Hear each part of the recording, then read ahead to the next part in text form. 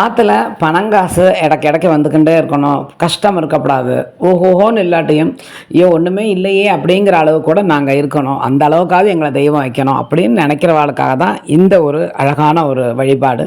அதாவது இது ரொம்ப எளிய பொருட்கள் ஆற்றுல இருக்கிறதா, எல்லா ஆற்றுலையும் இருக்கும், இது இல்லைன்னு யாராலையுமே சொல்ல முடியாது, ஐயோ இது இவ்வளோ வாங்கணுமா அப்படிங்கிற மாதிரியும் கிடையாது. இது ரொம்ப கம்மியாக யூஸ் பண்ணாலும், சொற்பமான அளவுன்னு சொல்ல பற்றில கம்மியான அளவு யூஸ் பண்ணாலும் கூட போகும். அதாவது துளசி ஒரு 3 இலையோ 2 இலையோ எடுத்துக்கோங்க. எடுத்துக்கிண்டு அந்த ஒரு டம்ளர் தண்ணி, அது வந்துட்டு கண்ணாடியாக இருக்கணும், இல்லை யூஸ் பண்ணாத புது சில்வர் டம்ளராக இருக்கணும். அது வந்துட்டு ஒன்லி சாமிக்கு மட்டும் யூஸ் பண்ணுற மாதிரி இருக்கணும். பித்தளை டம்ளர் வெள்ளி டம்ளராக இருந்தால் ரொம்ப விசேஷம். ஆனால் சில்வராக இருந்தால் மட்டும் எப்போவுமே சாமிக்கு எதுவாக இருந்தாலும் புதுசாக இருக்க மாதிரி எடுத்து வச்சுருங்க. அதில் வந்துட்டு இந்த 2 துளசி, 2 பச்சை கற்பூரம், ஒரே ஒரு ஏலக்காய், இது மட்டும் அதில் போடுங்கோ.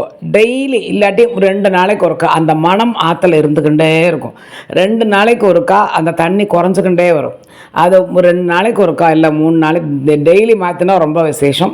அப்படி இல்லை மாமி எனக்கு டெய்லி மாற்றிட்டு இருக்க முடியாதுன்னா அட்லீஸ்ட் ஒரு நாள் விட்டு ஒரு நாளாவது அந்த தண்ணியை மாற்றிட்டு திரும்பவும் அதே மாதிரி 2-3 துளசி, ஒரு கொஞ்சோண்டு பச்சை கற்பூரம், ஒரே ஒரு ஏலக்காய், அதை அப்படியே அந்த தண்ணியில் போட்டு நீங்கள் வைங்கோன கண்டிப்பான முறையில் அந்த மனத்துக்கு மகாலட்சுமி ஆற்றுக்கு வருவா. இதை 11 நாள் தொடர்ந்து நீங்கள் பண்ணி பாருங்கோனே, கண்டிப்பாக பணம் கொட்டாட்டியும் ஐயோ பணமே இல்லைன்னு நம்ம இத்தனை நாளாக சொல்லவே இல்லையே அப்படிங்கிற ஃபீல் நமக்கு இருக்கும்.